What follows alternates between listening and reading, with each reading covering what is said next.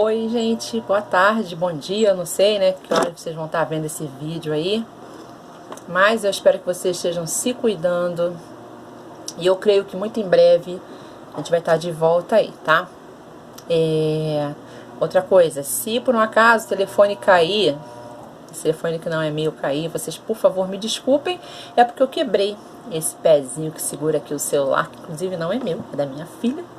Mas eu quebrei. Aí eu tô segurando aqui, tá, gente? Com a mão esquerda, tô segurando ele, que é pra ele não cair. Mas ele, de vez em quando, ele balança, porque ele está seguro, devidamente seguro. Então, mas se ele cair, não se importem, tá? O importante é que a matéria vai ser dada, vai ser explicada, né? Com aquele mesma forma que a gente trabalha. Eu faço um resumo, explicando o que a gente vai estudar nesse capítulo. E esse aqui importa, tá? Mas se cair, não tem problema não. Não precisa sair não, que eu vou voltar aí, porque eu só tô botando o telefone em pé de volta. Mas hoje nós vamos estudar a nossa quarta unidade, né? Que vai falar aí da crise do capitalismo e da democracia. Ó, moleza, matéria fácil, a nossa atualidade, né? Crise do capitalismo, da democracia, ó, um assunto bem recente, apesar da gente vai voltar um bocadinho aí em algumas matérias para trás, mas vocês vão ver que é uma matéria muito fácil, tá? E vamos lá então, gente, olha só. A gente vai falar sobre a crise do capitalismo e democracia, principalmente Europa, tá? Vai ficar só na Europa? Não. Acho que vai falar, os livros de vocês falam em outras partes, mas a gente vai focar, né? Qualquer dúvida que vocês tiverem, logicamente na outra segunda-feira, que é a semana de tirar as dúvidas, vocês podem tirar comigo a dúvida que vocês tiverem, tá? Isso é só um resumo para vocês entenderem qual o contexto da matéria, tá bom? Mas aí a gente vai estudar o que motivou, né, essas crises, quais foram as causas, os fenômenos, os desdobramentos, né, o que causou essa crise aí no mundo afora, que país ganhou o que país perdeu o que, enfim. A gente vai detalhar isso aí para vocês, tá? E para a gente entender melhor isso, historicamente falando, um fato ele está sempre ligado a outro. Por quê? Se a gente voltar lá atrás, na Primeira Guerra Mundial, gente, nós vamos ter aí países na Tríplice Entente e na Tríplice Aliança. Lembra dessa matéria? Então tá. Brasil afetado economicamente com a sua produção do café. Olha só, crise. Brasil não estava na guerra, mas foi afetado economicamente. É um tipo de crise, lógico. E aí, você tem também outro país dando bem, os Estados Unidos, financiando, entra em 1917, entra aí na guerra financiando, né, a Tríplice Entente e se dando bem. Vamos acompanhando, tá? Olha aí. Olha quantos países, né, que de alguma forma foram afetados ou foi beneficiado com a Primeira Guerra. Não é só isso não vai parar por aí não, gente. Depois tem logo após a Primeira Guerra Mundial, o que a gente tem? A Revolução Russa, logo em cima. A gente tem a Revolução Russa. E, de novo, mais um país economicamente prejudicado. A Rússia fica, né, aos frangalhos. E com esse capítulo, nós estudamos também... Gente, na verdade, olha só... Esse capítulo que a gente vai estudar agora tem tudo a ver com os hoje que a gente estudou. Ele é como se fosse um efeito dominó. Primeira Guerra Mundial, Revolução Russa, a crise do capitalismo. Por quê? Uma guerra, uma revolução, como eu falei, ela muda drasticamente a vida das pessoas, de uma sociedade, de um país, de um estado, de lá do que for. E essa mudança numa guerra, a guerra precisa ser financiada, ela precisa de armamento, ela precisa de medicamento, ela precisa de remédio, enfim. A guerra precisa financiar, alguém precisa ter dinheiro para bancar isso.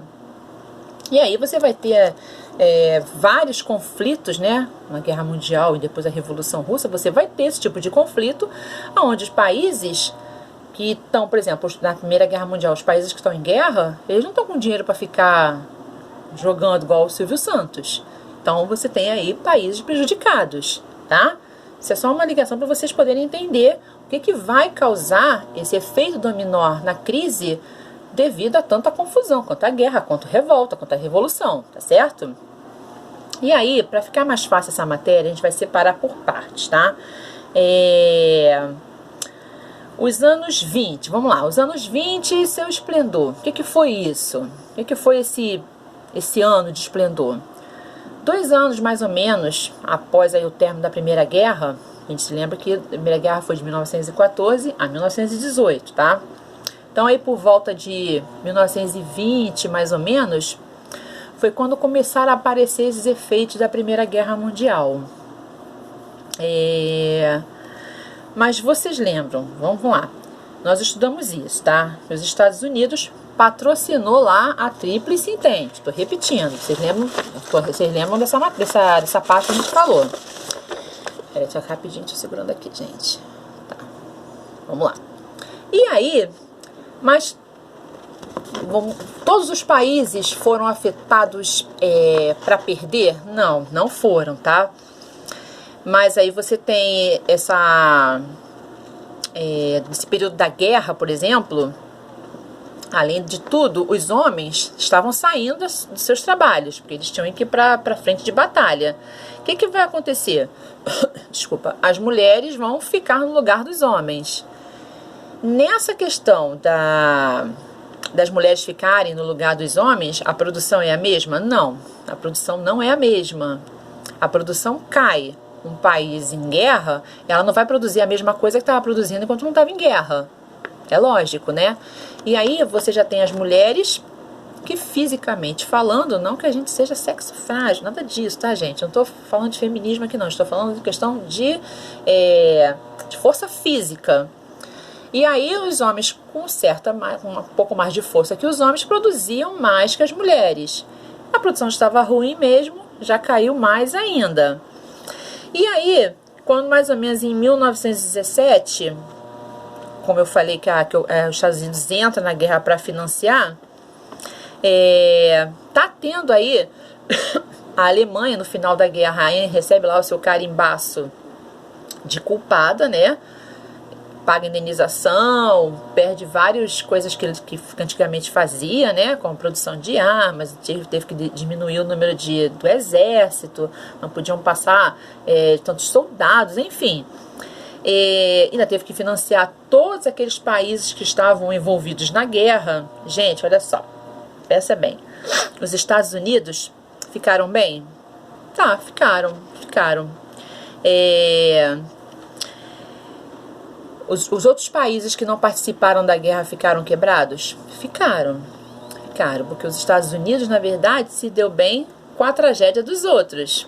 Foi esperto? Foi sim, foi esperto. A Alemanha foi a mais prejudicada? Foi também, porque acabou tendo que perdeu a guerra e ainda teve que financiar os outros países com quem ela tinha guerreado, né? Olha o que vem se acumulando, tá? Só para vocês entenderem. Estados Unidos bem? Sim, ó. Mas só que existe uma lei, gente, que se chama Lei da Oferta e da Procura. O que os Estados Unidos fez? Os Estados Unidos estavam em plena ascensão. Tinha ganho dinheiro com a tragédia dos outros, produzindo o que podia, o que não podia. A sua produção aumentou, as suas indústrias... Grande número de coisas que os Estados Unidos produzia, né, que estava crescendo absurdamente, a mais do que os outros países, competindo inclusive com a Inglaterra, que já tinha passado pela Revolução Industrial aí, mas, enfim, superou a Inglaterra. Só que os Estados Unidos talvez não tenha pensado que para ele produzir muito, ele tinha que ter consumidor. Os outros países que tinham acabado praticamente de sair da guerra ou estavam se reerguendo economicamente, vai comprar o quê? Nada, né? Eu não estou comprando nada, eu estou quebrada financeiramente, eu vou comprar o quê? Nada, não vou fazer dívida nenhuma. E aí começa uma crise nos Estados Unidos, a crise da superprodução. Ou seja, gente, professora, o que é isso? Você fala que os Estados Unidos poxa, tá bem pra caramba, e de repente você fala do nada que os Estados Unidos está passando por uma crise da superprodução? Sim, sim.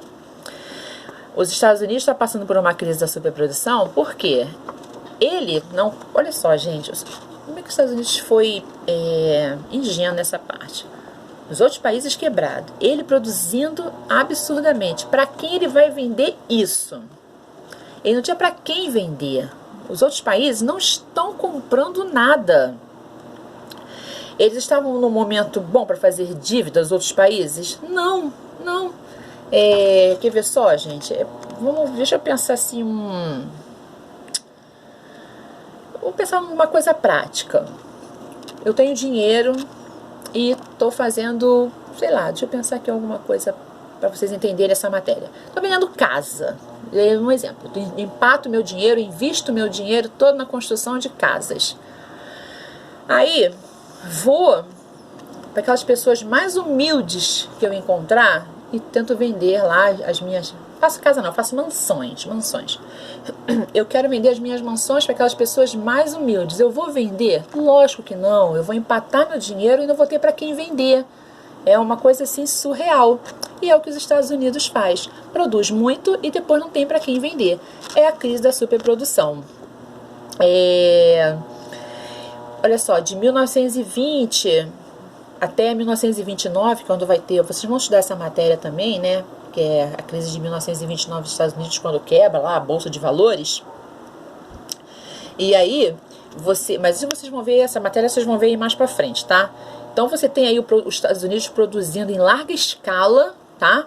Pra vender pra quem? Pra ninguém. Então, o que nessa superprodução que os Estados Unidos faz, a primeira... Vamos tentar fazer alguma coisa para regularizar essa situação, tá? Vamos tentar, de alguma forma, tirar esse prejuízo que a gente está tendo. A primeira coisa foi mexer o quê? No salário dos funcionários dessas indústrias, das fábricas. Vamos lá mexer no salário. Foi a primeira medida, né? E também eles fizeram uma medida, era assim, emprestar dinheiro para a pessoa pagar eles. Vamos lá. Digamos que eu devo um dinheiro a alguém, sei lá, vou chutar aí, devo 100 reais para alguém. Isso é uma coisa assim para vocês entenderem, tá? Aí a pessoa que eu tô devendo 100 reais fala assim: olha só, Carla, eu te dou 200 reais, você vai me pagar em cima desses 200 reais, vou te cobrar aí uns juros, tá? Enfim, olha só, eu tava devendo 100, mas ele vai me emprestar os 100 para eu devolver para ele e mais uns outros que ele bota de juros em cima. Olha só, gente, eu vou usar um termo que eu nem gosto, mas é mais ou menos um serviço de agiotagem, sabe? Mas é para vocês entenderem o contexto da matéria. Porque os Estados Unidos estava precisando tirar o seu prejuízo de alguma forma. E uma dessas formas, além de mexer no salário dos funcionários, diminuir o salário dos funcionários, foi fazer isso. Olha, você está me devendo? Então eu vou te emprestar o dinheiro, você me paga e ainda te empresto um a mais para você me dever mais ainda. Ou seja, eles iam ganhar em cima daquele dinheiro que eles estavam emprestando e mais os juros que ele cobrasse. Deu para vocês entenderem? E aí, deixa eu ver o que mais. É como se eu emprestasse, tá, gente? Um dinheiro aí a juros, mas enfim, mas era isso aí.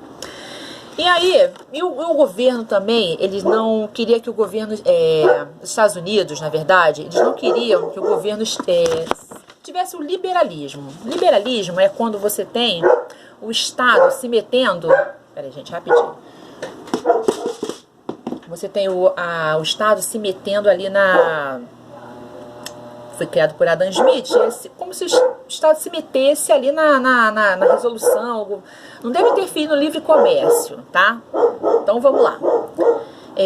Você vai ter ali os Estados Unidos não querendo que o participasse disso. Não queria. Só que acontece... Jolie, você vai ter os Estados Unidos... os Estados Unidos foi se complicando, gente. Desculpa a cachorra latindo porque eu tô fazendo em casa, né? Então tem essas coisas, né? Toca a campainha lá embaixo, ela late aqui em cima. Então tá, mas vocês desculpem. E aí você vai ter os Estados Unidos se complicando, tá? Em 1929, tem aí o fim do capitalismo, todo mundo parou de comprar, os depósitos dos Estados Unidos cheios, gente, cheio, lotado, não tinha mais para quem vender. 24 de outubro de 1929, aí tem a bolsa, essa crise de 1929, com a quebra da bolsa de Nova York, que foi um fato histórico, que eu acho que a gente vai estudar essa matéria também, tá? E aí, as pessoas que tinham ações nessa bolsa de valores dormem com um dinheiro e quando acorda, tá sem nada, o cara não tem mais nada. Porque a bolsa quebrou. Os estoques dos Estados Unidos estão cheios, as pessoas não tem para quem vender, e o próprio morador dos Estados Unidos, o que vai acontecer? Os Estados Unidos vai começar a induzir que as pessoas comprem coisas. Você já tem carro, olha, mas compra aquele carro, tá barato, te parcela aí em 200 milhões de vezes. Ele estimula que as pessoas, os próprios americanos, comprem os seus produtos, porque não tem mais para quem vender. Os outros países não estão tudo em recessão, mas ele quer que as pessoas comprem. E aí, o que vai fazer? Ainda também tem, para manter os bancos, né, os bancos funcionando. Enfim, gente, olha só, ele vai começar a liberar crédito para as pessoas, ó, aquele negócio de estimular que a pessoa compra. Olha só, eu vou te dar um empréstimo aí, você vai lá e compra aquele carro, compra aquela máquina assim, compra isso assim, enfim, vai estimular que as próprias pessoas comprem as coisas que estão acumuladas nos depósitos. Só que as pessoas também estão falidas. Os americanos perderam suas casas, muitas delas foram hipotecadas para pagar a dívida, eles hipotecaram as casas e perderam as suas casas. Enfim, você tem aí vários bancos que fecham nos Estados Unidos. Olha, gente, essa crise de 1929 foi um absurdo, que teve gente que até se suicidou por causa disso, tá? Perdeu muito dinheiro. Esse período ficou conhecido como a Grande Depressão. Eu acho que a gente estuda essa matéria ainda, mas é uma matéria bem interessante, tá? E é uma coisa também que é muito atual, né? Essa coisa de um dia a Bolsa de Valores está em alta. Eu não entendo de Bolsa de Valores porque eu não faço economia, mas quando a gente estudar essa matéria, vocês vão entender o que é. E aí, gente, após essa grande depressão, essa correria nos Estados Unidos para tentar vender as coisas para se desfazer, né, tirar um pouco do seu prejuízo, aparece aí uma teoria chamada New Deal. Não sei falar inglês não, gente, mas é New Deal. É novo acordo, tá? Quem sabe falar inglês aí, mas é New Deal. E aí, gente, ou seja, vamos lá. O governo começou a olhar, tá? O governo começou a olhar e intervir no liberalismo. Quer dizer o quê? Começou a investir dinheiro público nas empresas privadas, tá? Antes o governo não se meteu. Na hora que o cachorro ficou latindo aqui, acaba que eu perdi o raciocínio. Mas esse do liberalismo, quando você tem um não liberalismo, você não quer que o governo se meta nessas suas coisas, na parte econômica. Aqui, agora, como estão já com a corda no pescoço, eles vão investir. O governo já vai intervir nesse liberalismo, na livre concorrência. Ou seja, vamos tirar aí o dinheiro das empresas públicas e vamos colocar nas privadas para tirá-las do buraco. Tá? Essa é uma das medidas que os Estados Unidos vai fazer nesse New Deal, esse novo acordo, tá, gente? E deu aí uma melhorada aí no capital dos Estados Unidos, que rapidamente, né, eles souberam fazer o quê? Acúmulo de capitais dentro do próprio país. Os Estados Unidos é um país que, assim, se levantou após essa depressão. Eles, esse New Deal, o que fez? Deu aí uma mudada, né, na situação dos Estados Unidos. Enfim, eles vão dar uma levantada no capital deles. Só que com isso, com esse novo acordo, também teve ascensão os governos, os regimes autoritários, tá, gente? Regimes autoritários, professora, que é isso? Vamos lá. Esses regimes autoritários, eles vêm, por exemplo, você tem o fascismo na Itália, tá? Com o Benito Mussolini, onde eles vão fazer aí uma marcha para Roma. E com o fascismo, o que esse Mussolini faz? Ele começou a investir na infraestrutura italiana, na economia, nas empresas privadas, começou a melhorar, e depois também com a Igreja Católica, na época o Papa, que era o Pio XII. Foi feito lá o Tratado de Latão, onde na Itália teria outra federação, que hoje em dia é o Vaticano, tá? E aí, esse é um regime, tá? Autoritário. Quando a gente estudar mais essa parte aí desses regimes autoritários, eu volto, logicamente, né? Eu vou voltar nessas matérias com você e explicar resumidamente. Mas essa é a primeira parte que eu faço esse vídeo, é só para vocês terem uma ideia do que é, tá? Então eu faço esse resumão, mas vocês sabem que a gente vai voltar para a explicação junto com a apostila, tá? Não fiquem preocupados, não. E aí você tem esse fascismo na Itália e você tem o nazismo na Alemanha, com o Adolf Hitler, né? Um partido aí criado para tentar a política, né? Hitler adotou algumas medidas aí também para o crescimento da economia. Olha só, Hitler não pagou aquele acordo lá do Tratado de Versalhes, quando a Alemanha perde, que ele tem que pagar, indenizar aquele negócio todo. Quando a Alemanha assinou, né, lá aquele acordo lá, lembra quando a gente estudou a Primeira Guerra, que ela perdeu, e ela no Tratado de Versalhes, ela é obrigada a indenizar os outros países, tal, aquele negócio todo que vocês lembram? A Alemanha não cumpriu. Adolf Hitler não permite que a Alemanha cumpra essas causas que ela havia perdido, né, esse acordo, na verdade. Hitler não vai aceitar e não vai pagar nada das suas dívidas, enfim, gente. E aí ele vai começar a fazer questão que a raça alemã ficasse pura. Ele vai perseguir judeus, homossexuais, pessoas negras, enfim, ele vai começar a criar os campos de concentração, né, que é o Holocausto, né, o genocídio, enfim, gente, toda essa parte ruim da história da Alemanha, né, com Adolf Hitler no comando, a gente vai estudar mais pra frente, mas tem outros regimes autoritários, tá? Não é só o fascismo e o nazismo, não. A gente vai estudar outros, mas eu vou deixar para explicar quando a gente falar sobre os regimes autoritários.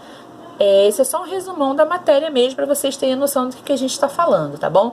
Mas saibam que na próxima semana, quando a gente estiver na nossa aula, né, de tirar as dúvidas, por favor, não deixem de tirar as dúvidas comigo.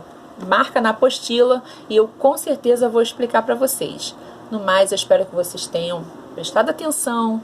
Qualquer dúvida, vocês sabem que podem me chamar no WhatsApp, eu não tenho problema com isso. Fiquem com Deus, continuem se cuidando e muita saudade de vocês, tá bom? Um beijo, se cuidem e fiquem com Deus, vocês e a família de vocês, tá? Um beijo com carinho.